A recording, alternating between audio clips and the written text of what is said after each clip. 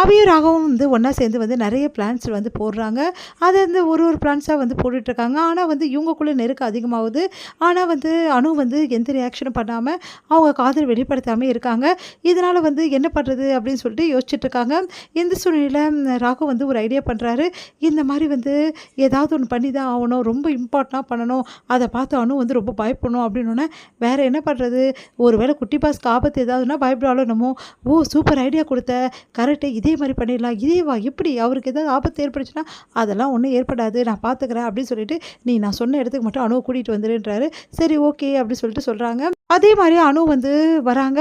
வரும்போது கரெக்டாக ராகவ் வந்து அப்படியே விழுந்து கிடக்கிறாரு. பார்த்தா அணு அதிர்ச்சி அடைகிறாங்க. ராகவ் உங்களுக்கு என்ன ஆச்சு அப்படின்னு சொல்லிட்டு ஓடி போயிட்டு பார்க்குறாங்க. பார்த்தா வந்து ராகவ் வந்து இதுக்கப்புறம் நான் இருக்க மாட்டேன் இந்த உலகத்தில், நல்ல காலம் உங்களை பார்த்துட்டேன், உங்களை பார்த்தது தான் எனக்கு என் வாழ்க்கையில் வந்து பெரிய விஷயம், அதை நான் பார்த்துட்டேன், என் உயிர் போகும்போது நீங்கள் என் கூட இருக்கணும்னு நினச்சேன், அதே மாதிரி நீங்கள் இருக்கீங்க அப்படி சொன்னோன்னே அணு வந்து ஏன் ஆகாஷ் இப்படிலாம் பேசுகிறீங்க, உங்களுக்கு எதுவும் ஆகாது, நான் உங்களை காப்பாற்றிடுவேன், நீங்கள் வாங்க ஹாஸ்பிட்டலுக்கு போகலாம் அப்படி சொல்லிட்டு பூச்சி எடுக்கிறாங்க.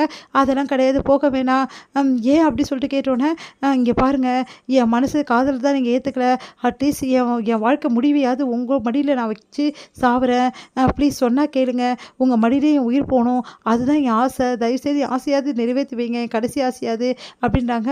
ஆகாஷ் இப்பெல்லாம் பேசாதீங்க ஆகாஷ், எனக்கு ரொம்ப பயமாக இருக்குது, இதெல்லாம் பண்ணாதீங்க, ப்ளீஸ் வாங்க போகலாம் அப்படின்னு சொல்லிட்டு வம்படியாக பிடிச்சி இழுக்கிறாங்க. நான் வரமாட்டேன், ஆனால் ஒரே ஒரு விஷயம் மட்டும் எனக்கு வந்து என் கடைசி ஆசையை நான் உங்ககிட்ட கேட்குறேன், உண்மையை சொல்லுங்கள், உங்கள் மனசில் எனக்கு இடம் இல்லையா சொல்லுங்கள் அப்படின்னோடனே உடனே வந்து என்ன பண்ணுறதுன்னு தெரியாமல் அணு வந்து அழுகுறாங்க. என் மனசு ஃபுல்லாக நீங்கள் தான் இருக்கீங்க ஆகாஷ், போதுமா அப்படி சொல்லிட்டு கத்துறாங்க. உடனே வந்து நிஜமாவா சொல்கிறீங்க, ஆமாம் நிஜமாக தான், இப்போ நான் சொல்லிட்டேனே, இப்போவாவது வந்து ஹாஸ்பிட்டலுக்கு வருவீங்களா வாங்க அப்படி சொல்லிட்டு கூப்பிட்றாங்க. ஹாஸ்பிட்டலுக்கு போக வேண்டிய அவசியமே இல்லை அப்படி சொல்லிட்டு ராகவ் பின்னாடி இருந்து வராரு. அபியும் வராங்க. பாத்திரம் அதிர்ச்சி அடைகிறாங்க. எதனால் அப்படின்னோடனே உடனே வந்து வாயை தொடச்சிட்டு எழுந்து நிற்கிறாரு நம்ம வந்து ஆகாஷ். அதை பார்த்து அதிர்ச்சி அடை, என்ன ஆச்சு உங்களுக்கு, ஒன்றுமே ஆகலையா, எனக்கு ஒன்றுமே ஆகலை, உங்கள் மனசில் வந்து என்னை பற்றின அபிப்பிராயம் என்ன இருக்குது, எல்லாருக்கும் புரிய வைக்கணும்னு நினச்சேன், அதான் இப்படி பண்ணேன் அப்படின்னோடனே, ஏன் ஆகாஷ் இப்படிலாம் பண்ணீங்க அப்படின்னா அபி வந்து ஓடி வராங்க. அனு இப்படி பண்ணுவேன் நான் நினச்சி கூட பார்க்கல, மனசு ஃபுல்லாக வந்து குட்டி பாசை வச்சுக்கிட்டு கடைசியில் வந்து என்னை ஏமாத்தினியா, சாரி அபி அப்படின்றாங்க. அப்பாடா எப்படியோ என் அக்கா ஒத்துக்குனா, எனக்கு இது போதும்ப்பா அப்படின்னு சொல்லிட்டு அபி வந்து அணுவை கட்டி பிடிக்கிறாங்க. உடனே வந்து ஏன் இப்படி பண்ணீங்க ஆகாஷ் அப்படின்னு சொல்லிட்டு அணு கோச்சிக்கிறாங்க.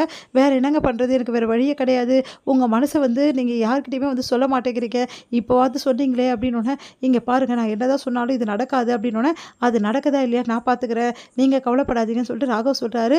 உடனே வந்து எப்படி அப்படின்னு சொல்லிட்டு அபி கேட்குறாங்க.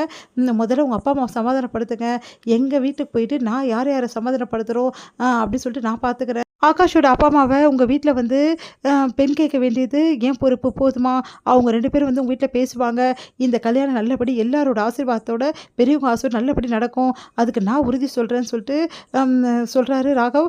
இதை கேட்டு எல்லாருமே நிஜமாக நடக்குமா அப்படின்னு சொல்லிட்டு அபியும் கேட்குறாங்க. எல்லாருமே கேட்குற, கண்டிப்பாக நடக்கும், நீங்கள் 2 பேர் தைரியமாக போக சொல்லிட்டு அவங்க 2 பேரும் அனுப்பிச்சி வைக்கிறாங்க. உடனே வந்து ராகவ் வந்து நம்ம ஆகாஷும் வந்து அப்படியே கட்டி பிடிச்சிக்கிறாங்க. பிளான் சக்ஸஸ் ஆயிடுச்சு, எனக்கு எவ்வளோ சந்தோஷமாக இருக்குது தெரியுமா, எல்லாத்துக்கும் நீதான் ராகவ் காரணம், ரொம்ப தேங்க்ஸ் ராகவ் அப்படி சொல்லிட்டு நன்றி சொல்கிறாரு ஆகாஷ்.